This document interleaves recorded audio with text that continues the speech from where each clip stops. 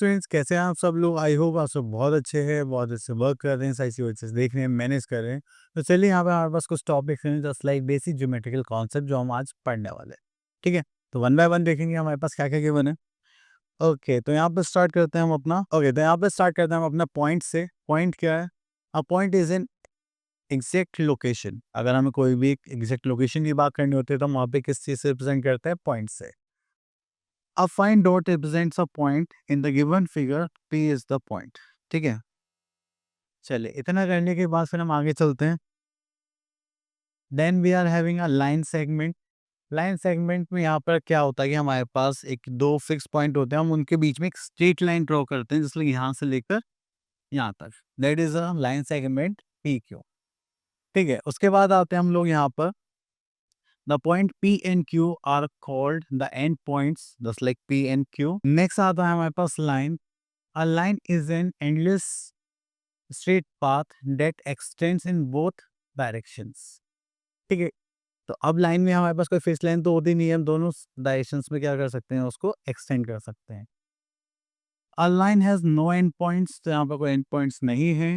A line segment PQ extended on both sides and marked by arrows mark on both ends represents a line denoted by। चलिए next आता है हमारे पास रे। Array is a straight path having one end and extending endlessly in one direction only। तो ये रहा हमारा एक एंड पॉइंट और ये एक ही डायरेक्शन मूव करते हैं, दैट इज आ। Next is the end point of ray is called initial point. जो एंड पॉइंट होता है उसको हम क्या बोलते हैं? और इनिशियल पॉइंट रिप्रेजेंट करते हैं। अब उसके बाद यहाँ पर बोला गया है कि जब भी आपको रे को रिप्रेजेंट करना होता है तो आप एक एरो का सिंबल करते हैं, जिधर की साइड वो क्या करेंगे? एक्सटेंड करेंगे। ओके, तो यहाँ पर बोलेगा plane surface. Okay, a plane is a flat surface that extends indefinitely in all direction. It is two-dimensional concept. The surface of a tabletop, a book, and a sheet of paper, etc. are examples of a plane. चलिए उसके बाद आता है हमारे पास exercise 14.1। चलिए तो यहाँ पर देखते हैं match the following figures with their names. तो यहाँ पर आता है हमारे पास सी पार्ट अ रे ए बी। तो ये क्या है हमारे पास? रे हो गया, तो इसको आप ऐसे मैच करेंगे। चलिए नेक्स्ट आता है हमारे पास पॉइंट 2। देन राइट ट्रू और फॉल्स। चलिए तो यहाँ पे देखते हैं segment has no end points. तो ये ट्रू है या फॉल्स है? This is a false statement. Clear? चलिए देन इसी टाइप से आपको बाकी के क्वेश्चंस के भी आंसर देने। Then question number 3, classify the given figure as a ray, line segment, also name them. Okay, अगर देखिए हम यहाँ पर बात करें ए बी, क्या ये हमारी रे है? ठीक है, क्योंकि इसमें एक एंड पॉइंट है और यहाँ पर एरो लगा हुआ है, तो दिस इज आर रे। चलिए उसके बाद हम यहाँ पर आ जाते हैं एफ पॉइंट पर। This is R Q and this is P. ठीक है, ये हो गया हमारे पास क्यू पी। ठीक है, तो ये भी क्या हो गई? हमारी रे हो गई। चलिए इसको नहीं करते, हम इसको भी देख लेते हैं। यहाँ पे दोनों साइड एरोज हैं, तो ये हमारी क्या हो गई? C M, this is a line. चलिए इतना करने के बाद फिर हम आगे चलते हैं। हाँ, तो इसमें तो क्वेश्चन ये अब आगे देखते हैं। तो यहाँ पे बोला गया which of the following has a fix length. अगर हम बात करें रे की तो उसमें फिक्स लेंथ होती है नो, लाइन सेगमेंट में होती है यस। ठीक है, चलिए parallel and intersecting lines. Okay, parallel lines की बात करेंगे तो यहाँ पर आता है हमारे पास ये दो पैरेलल लाइंस हैं जिनके बीच का जो डिस्टेंस है वो क्या है? सेम है, तो उसको हम बोलते हैं पैरेलल लाइंस। देन उसके बाद अगर आप दो लाइंस पे एक दूसरे से इंटरसेक्ट करते हो तो वो क्या होती है? Intersecting lines. ओके, नेक्स्ट आता है measuring line segments. Measuring line segments का मतलब क्या है? कि हम लोग यहाँ पर देख रहे हैं कि हमारे पास जो स्केल है, ठीक है, तो यहाँ पर हमारे पास एक होता है इंचेस मेजर करने के लिए और एक साइड होती है सेंटीमीटर से मेजर करने के लिए। ठीक है, तो चलिए अगर आपको कोई भी लाइन मेजर करनी होती है तो आप यहाँ पर देखेंगे हमें ए बी मेजर करनी है, तो हमने 0 पे पॉइंट रखा, दूसरा 7.5 पर पॉइंट रखा। क्लियर? चलिए उसके बाद यहाँ पर ऐसा हो गया फिनिश। अब चलते हैं नेक्स्ट। यहाँ पर बोले गया है एक्सरसाइज एंड 14.2 में measure the length of the following line segment. तो देखिए लेंथ को मेजर करने के लिए हम यहाँ पर क्या करेंगे, एक रूलर को यूज़ करेंगे।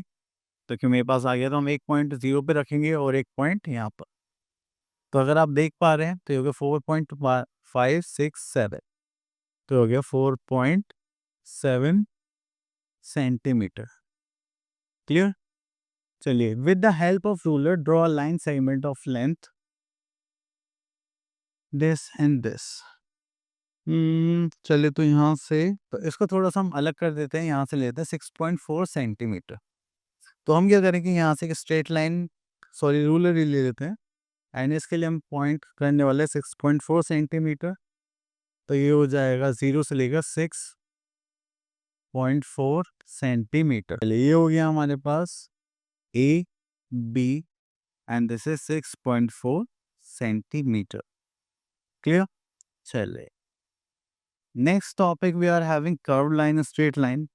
अगर कोई भी एक लाइन हम ड्रॉ करते हैं जिसके बीच में कुछ भी ऐसे कर्व सरफेस नहीं है, तो वो क्या हो गया हमारा स्ट्रेट लाइन। अगर उसमें कुछ भी कर्व सरफेस आता है तो वो क्या हो गया हमारी कर्व लाइन। ठीक है, अब देखिए इसे यहाँ पर फिगर है, तो ये क्या हो गया हमारा curves. Here are some examples of curves. ठीक है, तो ये भी हमारे पास थोड़े से चेंज हो रहे हैं। ठीक है, देन यहाँ पर देखेंगे तो हमारे पास एक फिगर आ गई है जिसमें ट्राइंगल में आई, क्या है, स्ट्रेट लाइन से, इसको हम क्या बोलते हैं, क्लोज फिगर्स। चलिए, तो उसके बाद आते हैं सिंपल क्लोज फिगर्स। तो यहाँ पे हम स्टार्ट करते हैं पॉलीगन से। पॉलीगन जो होती है हमारे पास 3 और मोर साइड से ज़्यादा वाली फिगर्स को हम क्या बोलते हैं, पॉलीगन्स। ओके, तो यहाँ पे देखिए हमें क्या क्या गिवन है, that is the first one is triangle. ठीक है, तो यहाँ पे आते हैं 3 साइड्स एंड वर्टिसेस। देन हमारे पास आते हैं क्वाड्रिलेटरल्स में 4 साइड्स एंड वर्टिसेस होंगे। Then we are having pentagon 5 sides and vertices. Then hexagon 6 sides and vertices. Then heptagon for 7 sides, octagon for 8 sides, nonagon for 9 sides, and decagon for 10 sides and vertices. तो यहाँ पे आता है हमारे पास quadrilaterals. तो quadrilaterals में क्या होता है, quadrilateral is a 2 dimensional shape made up of 4 sides and 4 vertices. Square and rectangles are special types of quadrilaterals. ठीक है, चलिए, उसके बाद आता है हमारे पास square. Square has 4 equal sides. The opposite sides of squares are parallel to one another and the diagonals of squares are equal. चलिए, यहाँ पर आता है 1 2 3 4 हमारे स्क्वायर की साइड्स हो गई, डायगोनल्स हमारी क्या होंगे, इक्वल होंगे। देन इसके बाद आते हैं हम सेकंड फिगर पर, जो आप देखेंगे यहाँ रेक्टेंगल। तो रेक्टेंगल में जो अपोजिट साइड्स होते हैं वो क्या होते हैं, इक्वल। और ठीक है, और डायगोनल्स की लेंथ क्या होते हैं यहाँ पर, इक्वल होते हैं। चलिए, उसके बाद आते हैं यहाँ पर टर्म्स रिलेटेड टू क्वाड्रिलेटरल्स। तो यहाँ पर आते हैं adjacent sides and opposite side. Adjacent वो साइड्स होंगे जिसमें आपके पास एक कॉमन वर्टेक्स होगा, अपोजिट साइड्स में नहीं होता। ठीक है, चलिए, उसके बाद हम आगे चलते हैं। ओके, तो यहाँ पर आता है diagonals, the line segment that join the opposite vertices, here AC and BD are diagonals. तो हम ये सब चीजें कर चुके हैं।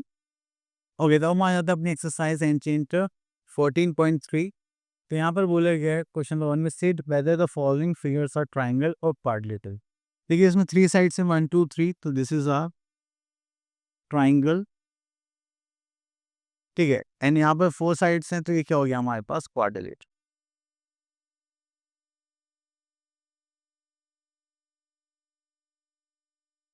चलिए, उसके बाद आता है tick the polygon from the following set of simple close curve. ठीक है, पॉलीगन की बात चल रही है, तो यहाँ पर हमारे पास 4 साइड फिगर आ गई, इसको क्या बोलेंगे हम, क्वाड्रिलेटरल। ठीक है, वो बाकी आप लोगों को फिगर आउट करना है। चलिए, नेक्स्ट आता है colour the quadrilaterals from the following figures.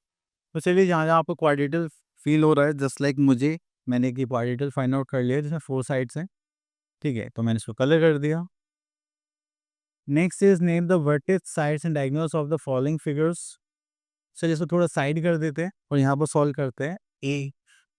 ठीक है, अगर हम यहाँ पे देखें साइड्स, साइड्स में आ जाएगा A B B C C D D A. तो यहाँ पर आ जाएगा A B B C C D D A. ठीक है, वर्टेक्स देखेंगे अब यहाँ पर हम, चलिए यहाँ पे देखेंगे वर्टेक्स क्या है हमारे पास, ए बी सी डी। ठीक है, उसके बाद डायगोनल्स की बात करेंगे हम यहाँ पर। तो डायगोनल्स में हमारे पास आ जाएगा ए सी एंड बी डी। तो यहाँ पर लिख सकते हैं हम AC एंड BD। ठीक है, चले इतना करने के बाद फिर हम आगे चलते हैं यहाँ पर। ओके, तो यहाँ पे बोले गए right true and false for the statements. चलिए देखें, ऑल स्क्वायर्स आर रेक्टेंगल, क्या सारे स्क्वायर्स रेक्टेंगल हैं? तो आप क्या बोलोगे? यस सर ट्रू, क्योंकि अगर उनकी साइज डिफरेंट हो जाएगी तो वो क्या बन जाएंगे? रेक्टेंगल बन जाएंगे। चलिए इसी के साथ आपको सारे एग्जाम्पल्स के आंसर्स भी ऐसे देने हैं। नेक्स्ट चलते हैं हम यहाँ पर, that is circle. A circle is a closed figure made up of only one curved line. It is drawn around a center point. Okay? हमने सेंटर पॉइंट को लेके एक सर्कल फॉर्म करना है जो एक फेस डायमेंशन में होता है। तो इस पॉइंट को हम क्या बोलते हैं? सेंटर। अगर हम एक बाउंड्री से सेंटर से पास आउट होते हुए एक लाइन ड्रॉ करते हैं, ठीक है, वो दूसरी बाउंड्री टच करता है, दैट इज आर डायमीटर। अब O से R तक का देखते हैं, दैट इज रेडियस। बस पूरी बाउंड्री को हम करते हैं तो वो क्या हो जाएगा? हमारा सर्कमफ्रेंस। चलिए इतना करने के बाद फिर हम आते हैं यहाँ पर circumference of a circle। तो यहाँ पर आता है distance around the boundary of a circle is called circumference। ठीक है, ओके, तो यहाँ पर हम आ जाते हैं अपनी एक्सरसाइज एंचेंटर प्रूफ, दैट इज 14.4। तो यहाँ पे गिवन है हमें draw circle of radius 6 centimetre. चलिए तो एक सर्कल बनाते हैं, उसके लिए हमें क्या चाहिए? कंपास चाहिए। अब आप कंपास को रूलर की हेल्प से ऐसे ऐसे ओपन करेंगे, कहाँ तक? 6 तक। हाँ ठीक है, मैंने कर लिया। ठीक है, देन आप इसकी पेंसिल वाली साइड को ऐसे लेंगे और देन यहाँ पर एक सर्कल बना देंगे जस्ट लाइक दिस। ठीक है, उसके बाद आप क्या करोगे? यहाँ से एक लाइन ड्रॉ करोगे और उसको ऐसे ज्वाइन कर लोगे, that is a circle of radius 6 centimetre. Clear? चल उसके बाद इसको थोड़ा सा रब कर देते हैं। ओके, तो यहाँ पे लिखा है ड्रॉ लाइन सेगमेंट, सॉरी थोड़ा स्पेशल करना पड़ेगा। हाँ okay, draw line segment PQ and this pass through the centre and the pair of compass. चलिए तो आप लोग इजीली कर सकते हैं, कंस्ट्रक्शन के पार्ट ही। ओके, तो यहाँ पे आते हैं in the adjoining figure identify the radius. यहाँ पे देखेंगे रेडियस दैट इज PO। ठीक है, then MO, BO, AB, PQ। ठीक है, चले उसके बाद आगे चलते हैं। यहाँ पे find the diameter of the circle if radius is this. तो देखिए रेडियस जो होता है और डायमीटर होता है के बीच में रिलेशन होता है।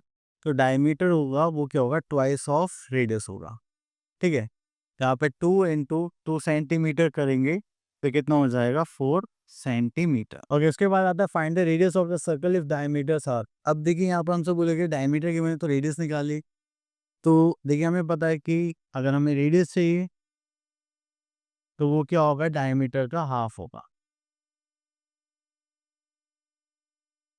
ठीक है, तो यहाँ पर हम देखेंगे तो डायमीटर कितना? That is 10 centimetre. अगर उसको 2 से डिवाइड करेंगे तो कितना हो जाएगा? That is 5 centimetre. चलिए इतना करने के बाद फिर हम आते हैं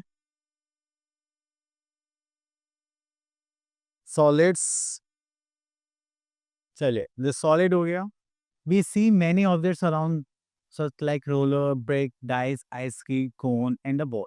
तो जब भी आपको कुछ भी ऐसे सॉलिड ऑब्जेक्ट्स दिखाई देते हैं जो एक डिफाइंड शेप की बात करते हैं तो उसको हम यहाँ पर देखने वाले हैं। ठीक है, अब देखो आपने देखा है cube.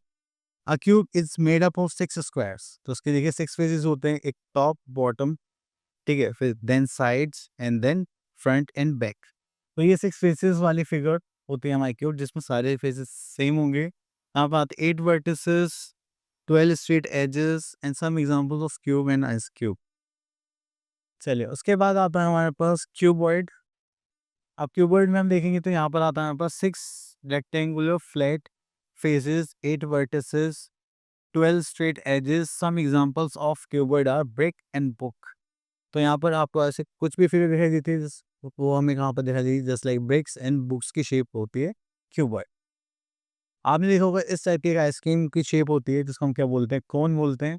A cone has one flat face, one curve face, it has one curve edge, one vertex. ठीक है, तो ये कर्व फेस हो गया, ये फ्लैट फेस हो गया, ये कर्व एज हो गई, ठीक है, और ये वर्टेक्स हो गया।